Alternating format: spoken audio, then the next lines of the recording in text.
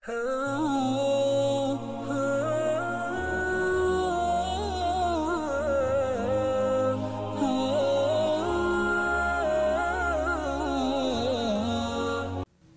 اللہ والحمد للہ والصلاة والسلام علی رسول اللہ اما بعد۔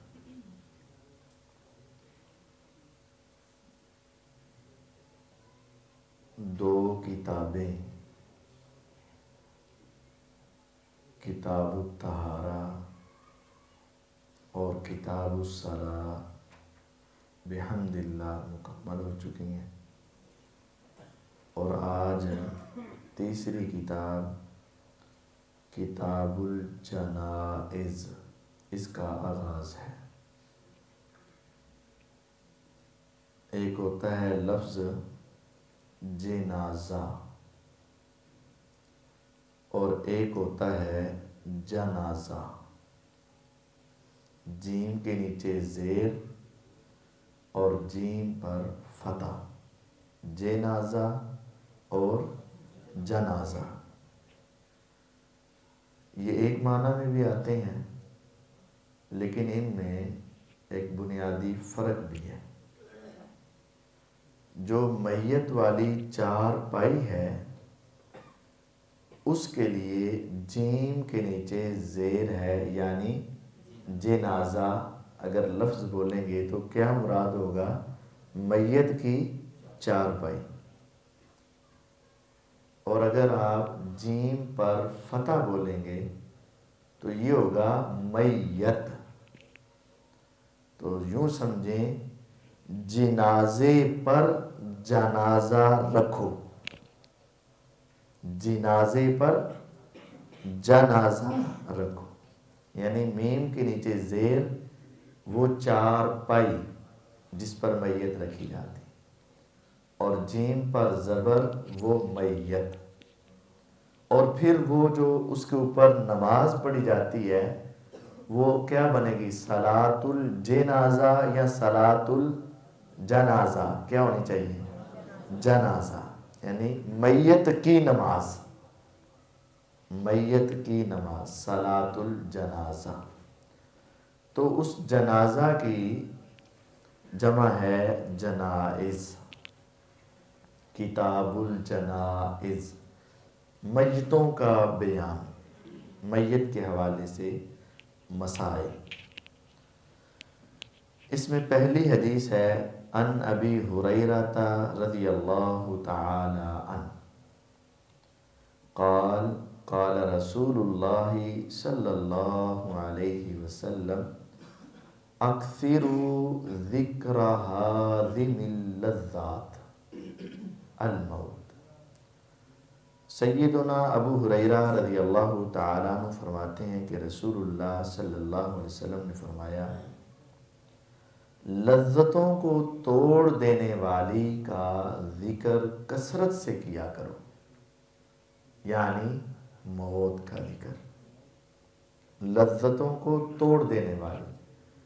آپ جانتے ہیں کہ عید کا دن ہو، بہت محنت سے آپ نے لباس بنائے ہوں، جوتے خریدے ہوں، دوستوں یاروں کے ساتھ کئی پروگرام بنائے ہوں، اگر خدا نہ خواستہ اچانک خبر آ جاتی ہے کہ آپ کا والد، آپ کا بھائی اس دنیا سے چلا گیا، تو کیا اس کو پھر اس عید کی لذت آتی ہے؟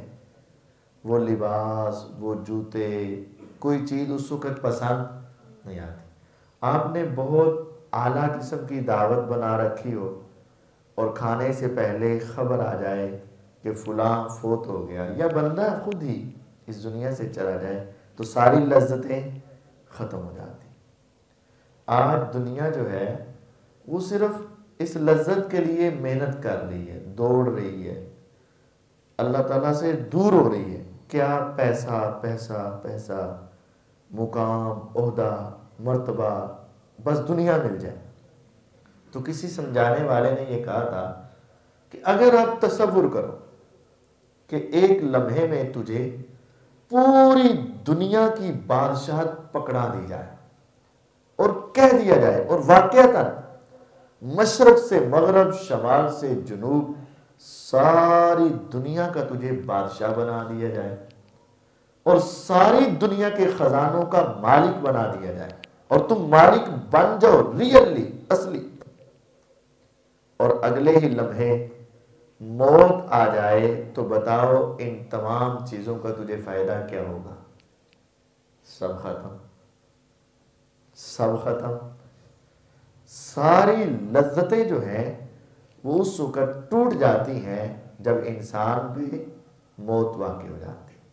تو اس وجہ سے آپ نے فرمایا اکثروا ذکر ہاضم اللذات، ساری لذتوں کو توڑنے والی چیز کا ذکر کثرت سے کیا کرو، یعنی موت اکثر یاد رکھا کرو۔ یہ روایت ترمذی، نسائی اور ابن حبان کی کتابوں میں موجود ہے۔ وعن انس رضی اللہ تعالی عنہ کا فرماتے ہیں ہرگز تم میں سے کوئی ایک بھی موت کی تمنا نہ کرے اس تکلیف کی وجہ سے جو اس کے اوپر نازل ہوئی ہے، یعنی بیمار ہو گیا، درد بہت سخت ہے، تکلیف شدت کی ہے، تو اس تکلیف کی وجہ سے موت کا سوال نہ کرے۔ یہ نہ کہے کہ اس سے بہتر ہے کہ میں مر جاؤں، نہیں، کسی بھی تکلیف، بیماری کی وجہ سے تم میں سے کوئی ایک موت کی تمنا نہ کرے۔ کیوں؟ اگر وہ تندرست ہوتا ہے تو وہ معافی مانگ لے گا یا کوئی اور نیکیاں کر لے گا۔ اگر پہلے نیک تھا، زندگی بڑھے گی تو اور نیکیاں کرے گا، مر گیا تو نیکیاں ختم۔ اگر برا تھا تو وہ اپنے گناہوں سے معافی مانگ لے گا تو یہ بھی اس کے لیے بہتر ہے، اور اگر مر گیا تو یہ موقع بھی ختم۔ مرنے والے تو بعد میں کہتے ہیں اللہ لولا اخرتنی الی اجل قریب، صرف تھوڑے منٹ دے دے، چند لمحے دے دے، میں تھوڑی سی نیکی کر لوں۔ کہا جائے گا نہیں، اب نہیں۔ تو اس وجہ سے کوئی بھی تکلیف نازل ہو، کسی قسم کی بیماری آ جائے تو موت کی تمنا نہیں کرنی۔ لیکن بسا اوقات کیفیت ایسی ہے کہ زندگی اس کے لیے عذاب بن چکی ہے، اس موقع پر کیا کر سکتا ہے؟ آخری حد کیا ہے؟ آخری حد فَإِن كَانَ لَا بُدَّ مُتَمَنِّيًا، اگر لازمی اس نے موت کی تمنا کرنے کا ارادہ ہی کیا ہے تو پھر سیدھی موت نہ مانے، بلکہ یہ دعا کرے اللہم احیینی ما کانت الحیات خیرا لی وتوفنی ما کانت الوفات خیرا لی۔ عربی یاد کر لو، نہیں تو اردو میں، پنجابی میں ترجمہ یہ ہے، اے اللہ مجھے زندگی دینا اتنی دیر تک جب تک زندگی میرے حق میں بہتر ہے، اور مجھے موت دے دینا اس وقت جب میرا فوت ہونا میرے حق میں بہتر ہے۔ یعنی اے اللہ اگر زندگی میرے حق میں بہتر ہے تو مجھے اتنی دیر تک زندہ رکھ دے، اور اگر موت جس موقع پر میرے لیے بہتر ہے تو اس وقت مجھے موت دے دینا۔ صرف موت نہیں، اور ابھی موت نہیں کہ اللہ منو مار دے، ابھی فوت کر دے، اس دنیا میں میں رہنا نہیں چاہتا، یہ نہیں ہے۔ پہلی بات ہے کہ موت کی تمنا کرنی ہی نہیں، کسی بیماری کی وجہ سے بھی نہیں، اور اگر اس کے بغیر تم سمجھتے ہو گزارا ہی نہیں ہے میری زندگی میں، دنیا میں، تو پھر یہ جملے بول سکتے ہو اے اللہ جب تک میرا زندہ رہنا بہتر ہے تب تک میری زندگی کر دے، اور جب میرا مرنا بہتر ہے تب مجھے موت دے دینا۔ یہ دعا کر سکتے ہیں، اس سے آگے موت کی تمنا نہیں۔ یہ حدیث صحیح بخاری میں ہے۔ لیکن ایک ہے موت جو اصل میں حیات ہے، وہ ہے شہادت، اس کی تمنا کی جا سکتی ہے۔ اللہم ارزقنی شہادتا فی سبیلی، آپ نے فرمایا تھا لوددت ان اقتل فی سبیل اللہ ثم احیا ثم اقتل ثم احیا ثم اقتل، میں تو چاہتا ہوں کاش میں اللہ کے راستے میں شہید ہو جاؤں پھر زندہ ہوں پھر شہید ہوں پھر زندہ ہوں پھر شہید ہوں. تو یہ شہادت کا سوال کیا جا سکتا ہے، لیکن اس میں بھی یہ نہیں ہے کہ ابھی شہید ہو جاؤں، اس میں بھی یہ نہیں ہے کہ ابھی شہید ہو جاؤں. ہاں، شہادت کا سوال، شہادت کا مطالبہ اللہ تعالیٰ سے کیا جا سکتا ہے، لیکن مرنے کا اور ابھی مرنے کا یہ مطالبہ کرنا درست نہیں ہے. تیسری روایت، وعن بریدہ رضی اللہ تعالی عنہ عن النبی صلی اللہ علیہ وسلم قال المؤمن یموت بعرق الجبین. بریدہ رضی اللہ عنہ فرماتے ہیں کہ نبی کریم صلی اللہ علیہ وسلم کا ارشاد عالی ہے، مومن فوت ہوتا ہے پیشانی کے پسینے کے ساتھ. مومن فوت ہوتا ہے پیشانی کے پسینے کے ساتھ. اس کے دو مفہوم ہیں. ایک ہے ظاہری مفہوم، ظاہری یہی ہے کہ جب مومن فوت ہوتا ہے تو اس کی پیشانی پہ کیا آتا ہے؟ پسینہ. یہ ایک ظاہری مفہوم، یہ بھی ٹھیک ہے. اور ایک دوسرا مفہوم ہے، اور وہ یہ ہے، یہ پیشانی پہ پسینہ آنا تھکاوٹ، مشقت اور محنت کی علامت ہے.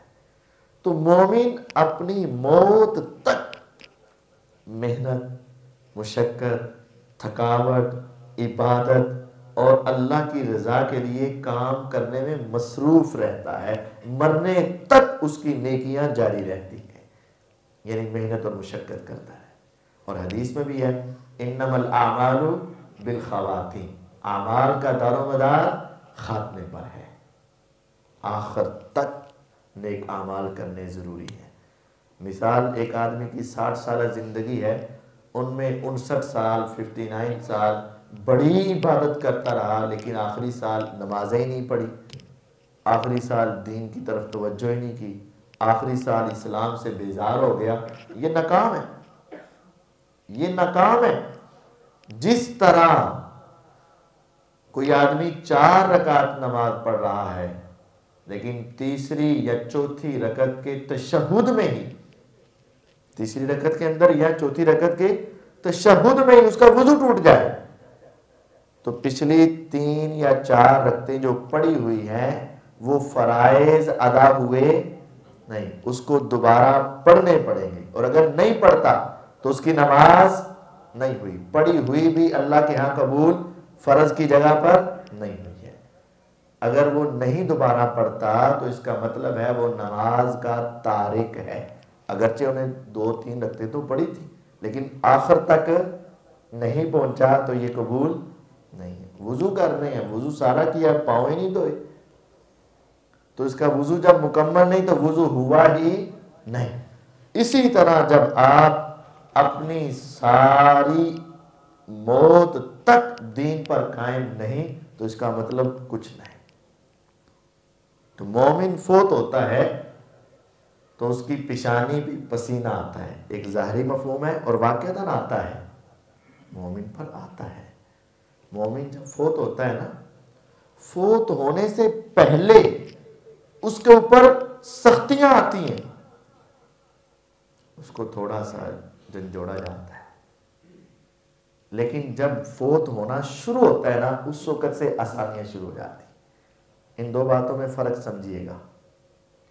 ایک ہے مرنا، ایک ہے مرنے سے پہلے. مرنے سے پہلے سختی آتی ہے، مومن پر بھی آتی ہے، لیکن جب موت کا پروسیجر آغاز ہوتا ہے اس وقت سے نرمیاں شروع ہو جاتی ہیں. لیکن جو کافر ہے یا گناہگار ہے وہ مرنے سے پہلے بھی اور مرنے کے دوران اور زیادہ ہو جاتا ہے. فرق. حضور علیہ الصلوۃ والسلام جب اس دنیا سے جا رہے تھے تو آپ کبھی کپڑا اپنے چہرے پہ رکھ رہے ہیں، کبھی اتار لیں، کبھی رکھ رہے ہیں، کبھی اتار لیں. گھبراہٹ ہے. پاس ایک لگن میں یا ایک پیالے میں پانی رکھا ہوا ہے، اس میں ہاتھ ڈبوتے ہیں، اپنے چہرے پہ لگاتے ہیں، پھر ڈبوتے ہیں، پھر لگاتے ہیں، پھر ڈبوتے ہیں، پھر لگاتے ہیں. امی فاطمہ الزہرا رضی اللہ عنہ فرما رہی تھی، واہ کربا آبا، ہائے میرے باپ کی سختیاں، ہائے میرے باپ کے اوپر سختیاں. آپ نے فرمایا لیس علی ابی کا کرب بعد اليوم، فاطمہ بیٹی یہ تیرے باپ کے آخری دن کی سختیاں ہیں، اس کے بعد کبھی سختی نہیں آئے، اس کے بعد کبھی دکھ نہیں آئیں گے تیرے والد کو. یعنی پہلے یہ سختیاں آئیں، موت کی سکرات. آپ بار بار کہہ رہے لا الہ الا اللہ، لا الہ الا اللہ، لا الہ الا اللہ، ان للموت سکرات. موت کی بے ہوشیاں ہیں، موت کی بے ہوشیاں ہیں. امی عائشہ رضی اللہ عنہ فرماتی ہیں کہ میں پہلے سمجھتی تھی کہ موت سے پہلے جس انسان کی یہ کیفیت ذرا اضطراب اور بے چینی اور تلخیوں والی ہوتی ہے شاید وہ برا انسان ہوتا ہے، لیکن نہیں. حضور کی وفات کو دیکھ کر میں سمجھ گئی کہ موت سے پہلے جو سختی ہے یہ برے ہونے کی علامت نہیں ہے. موت کے وقت جب موت شروع ہو رہی ہے اس وقت سختی جو ہے کہ سانس اڑ گیا ہے اور جان نکل نہیں رہی ہے، اب وہ ہاتھ پاؤں مار رہا ہے، تڑپ رہا ہے اور روح نکل نہیں رہی ہے، اور اس کے منہ سے اول فول اور عجیب و غریب آوازیں آ رہی ہیں، روح نکل نہیں رہی ہے. یہ بری بات ہے. مومن کو پہلے سختی آتی ہے، بے چینی آتی ہے، اضطراب ہوتا ہے، اور اس وجہ سے اس کے پسینے بھی چھوٹ جاتے ہیں. لیکن جب روح نکالنے والا فرشتہ آ جاتا ہے تو پھر روح اتنے آرام سے نکلتی ہے جیسے ایک مشکیزہ لیدر بیگ جو مشک ہوتی تھی اس میں پانی بھرا ہو اور اس کے اوپر سے منہ باندھا ہو، جب اس کا تسمہ کھول دیا جائے تو پانی کتنی سپیڈ سے اور کتنے آرام سے نکل جاتا ہے. مومن کی روح پھر اسی طرح آرام سے خارج ہو جاتی ہے. روح کے خروج نکلنے کا جب مرحلہ آتا ہے اس وقت سے لے کر پھر آگے ہمیشہ اس کے لیے آسانیاں ہیں مومن کے لیے. لیکن خروج روح کے نکلنے سے پہلے اس کے اوپر کیا آتی ہیں؟ سکرات، سختیاں. حضور علیہ السلام بھی بے چین اور اضطراب کی کیفیت تھی آپ، اور آپ کہہ رہے تھے لا الہ الا اللہ ان للموت سکرات، لا الہ الا اللہ ان للموت سکرات. تو اس وقت پھر انسان کی پیشانی پہ کیا آتا ہے؟ پسینہ. المؤمن یموت بعرق الجبین. مومن جب فوت ہوتا ہے تو اس کی پیشانی پہ پسینہ آ جاتا ہے. لا الہ الا اللہ. اس حدیث کو ابو داود، ترمذی اور نسائی نے روایت کیا. وعن ابی سعید و ابی ہریرہ رضی اللہ تعالی عنہما. ابو سعید الخدری اور ابو ہریرہ رضی اللہ عنہما فرماتے ہیں رسول اللہ صلی اللہ علیہ وسلم نے فرمایا لَقِّنُوا مَوْتَاكُمْ لَا إِلَٰهَ إِلَّا اللَّهُ رواہ مسلم. صحیح مسلم کی روایت ہے، ابو داؤد، ترمذی، نسائی میں بھی موجود ہے. نبی علیہ الصلوۃ والسلام فرماتے ہیں اپنے فوت ہونے والوں کو لا الہ الا اللہ کی تلقین کرو. فوت مردوں کو لفظ بولا گیا، فوت ہونے والے مراد ہیں. جو فوت ہو چکا ہے اس کو نہیں، جو فوت ہونے کے قریب ہے، فوت ہونے والا ہے، اس کو لا الہ الا اللہ کی تلقین کرو. لقینو، تلقین کرو. اب تلقین کیا ہے؟ ہمارے ہاں بعض لوگوں کے ذہن میں یہ بات ہے کہ اس کو کہنا نہیں ہے، اس کو کہنا نہیں ہے، بس اس کے پاس اونچی آواز میں ذرا پڑھو، وہ خود ہی پڑھ لے گا. کہیں ایسا نہ ہو کہ آپ اس کو کہو اور وہ آگے سے انکار کر دے تو پھر وہ گمراہی میں چلا جائے گا. یہ کلمات ظاہری طور پر تو بڑے اچھے لگتے ہیں کہ یار یہ بات تو بڑی عقل سے کر رہا ہے کہ کہنا نہیں ہے، اس کے پاس پڑھو، لیکن یہ بات درست نہیں. کیوں؟ کیونکہ حضور علیہ السلام نے کہا کہ لقینو، تلقین کرو. آپ بھی تو یہ کہہ سکتے تھے نا کہ آپ اس کے پاس پڑھو. حضور علیہ الصلوۃ والسلام کو بھی تو سمجھ تھی نا کہ انکار بھی ہو سکتا ہے، نہیں بھی ہو سکتا. آپ نے یہ نہیں کہا کہ مرنے والے کے پاس لا الہ الا اللہ پڑھو، یہ نہیں کہا. کیا کہا ہے؟ لقینو، تلقین کرو. تو تلقین کا معنی یہ ہے کہ اس کے کہو کہ پڑھ. اب جو تمہارا خیال ہے یا ایک سوچ ہے کہ اگر ہم نے اسے کہا پڑھ اور وہ بیماری کی وجہ سے نہ پڑھ سکا یا اس نے انکار کر دیا تو یہ تو خرابی ہو جائے گی، یہ خیال فاسد ہے. کیوں؟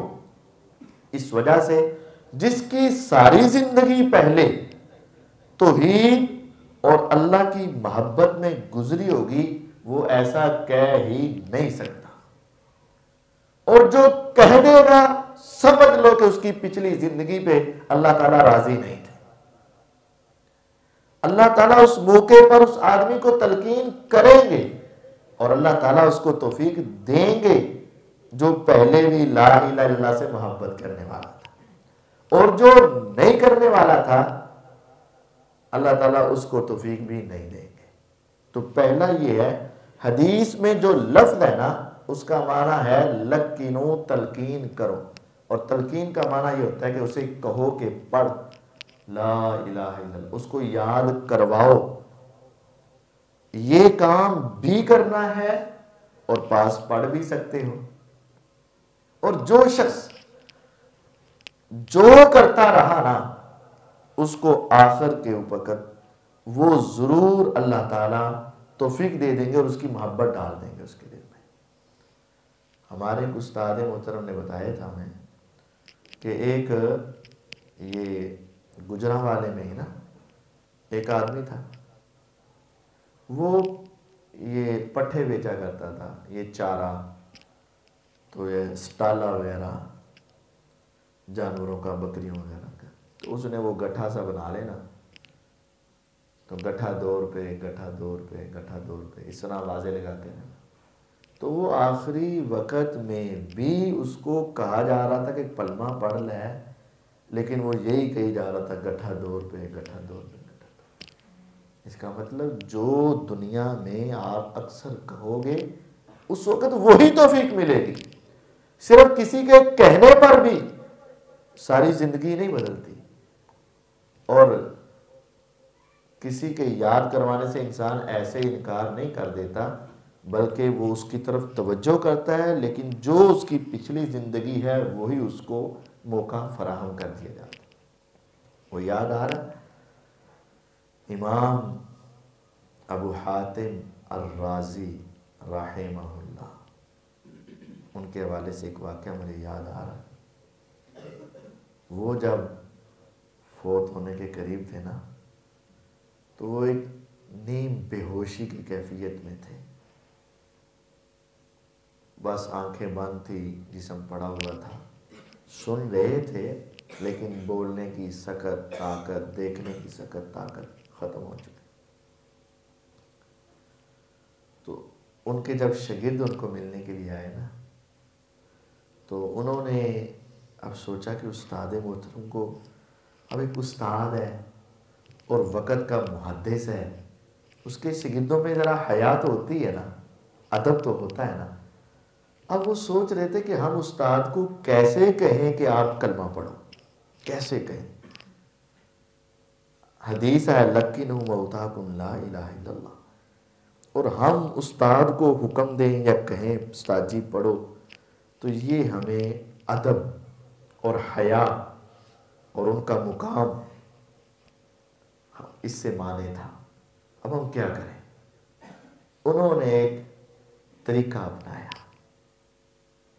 اور وہ طریقہ وہی ہے کہ جو کام ساری زندگی کرتے رہے ہو اس طرف آپ کی توجہ ضرور ہوگی.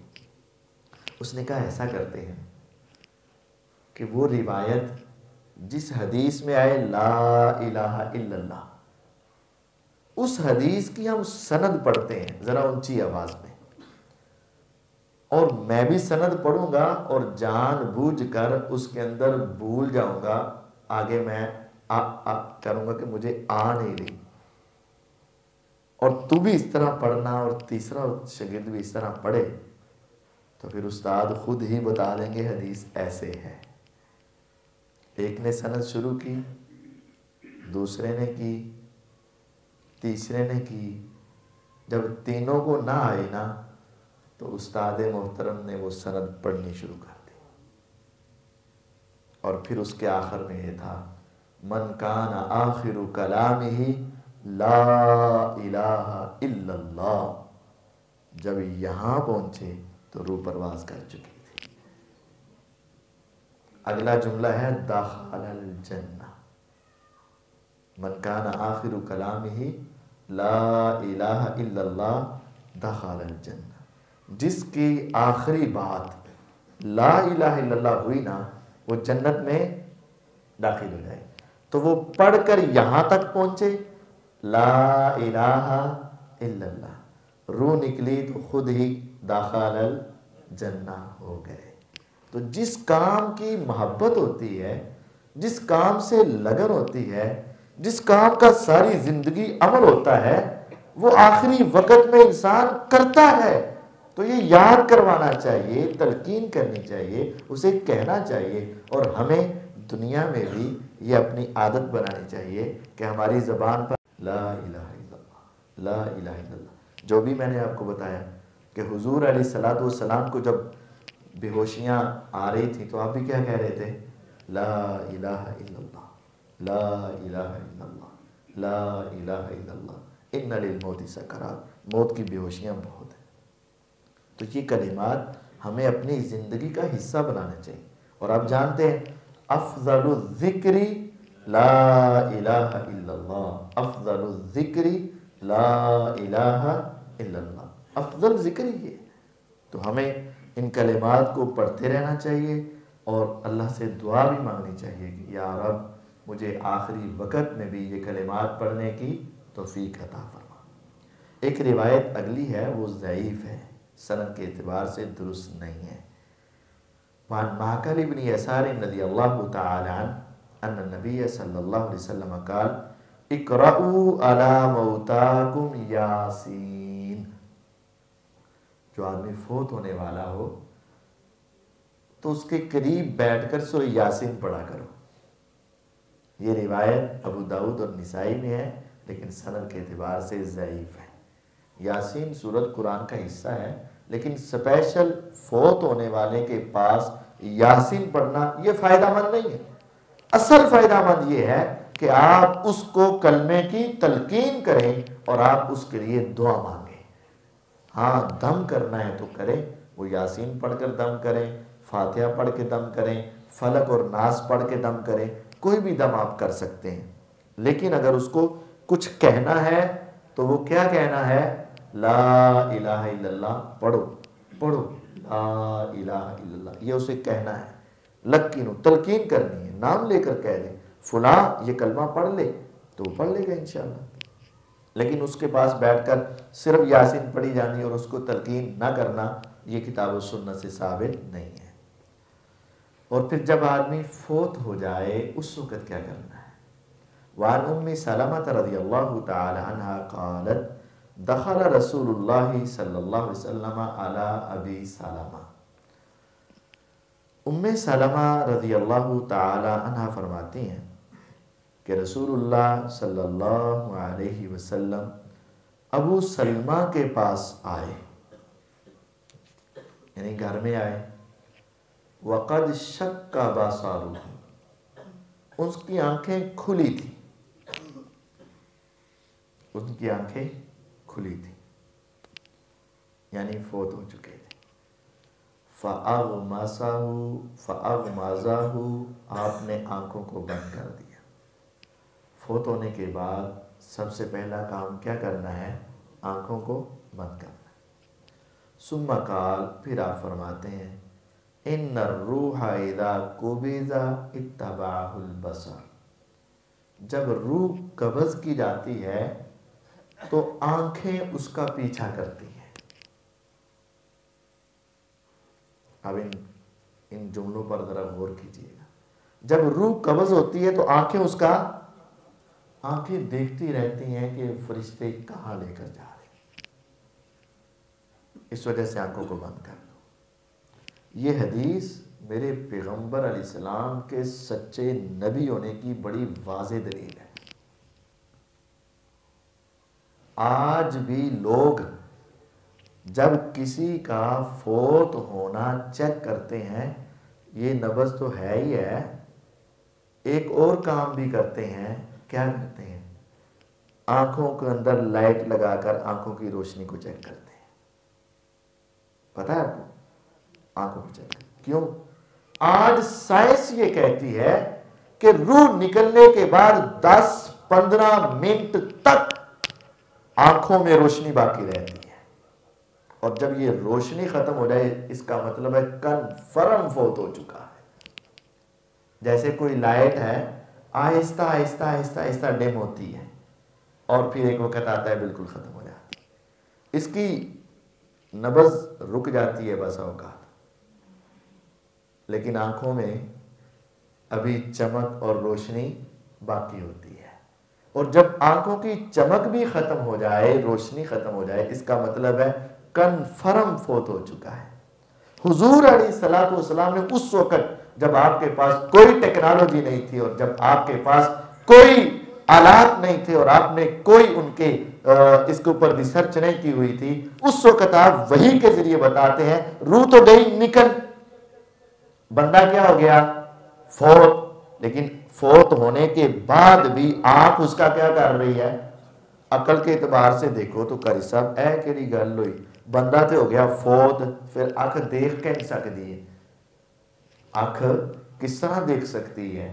حضور نے اس وقت فرمایا تھا کہ جب روح نکلتی ہے تو آنکھ اس کا پیچھا کرتی ہے، آنکھیں اس کو نکلنے کے بعد بھی دیکھتی ہیں. عقل ظاہری طور پر یہی کہتی ہے بندہ فوت ہوا، روح نکلی، بندہ ختم. جس طرح ہاتھ فوت ہونے کے بعد ہلتا ہے؟ نہیں، 1 منٹ بعد بھی نہیں ہلتا.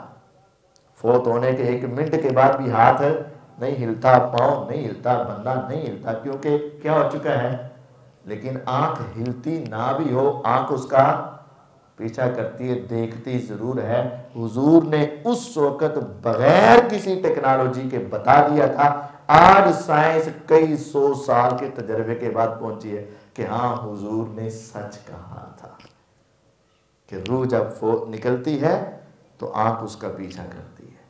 تو آنکھوں کو بند کرنا چاہیے، کیونکہ اب اس کے دیکھنے کا فائدہ نہیں. اور اگر اس طرح کھلی رہیں تو پھر یہ سخت ہو جائے گا جسم اور آنکھیں کھلی ہی رہیں گی اور وہ اچھا نہیں لگے گا. میت کی آنکھیں کھلی ہوں اچھا نہیں.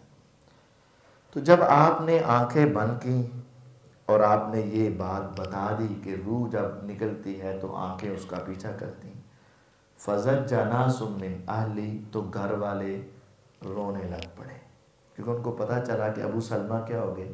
فوت ہو گئے. فقال، تو آپ نے فوراً کہا لا تدعوا علی انفسکم الا بخیر، تم نے اپنے بارے میں کوئی بد دعا نہیں کرنی، دعا کرنی.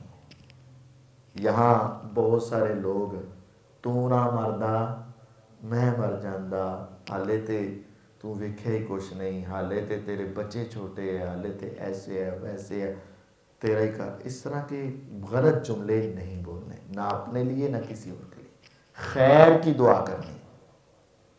اس موقع پر فوراً رونے پیٹنے اور اول فول کے بجائے خیر مانگیں.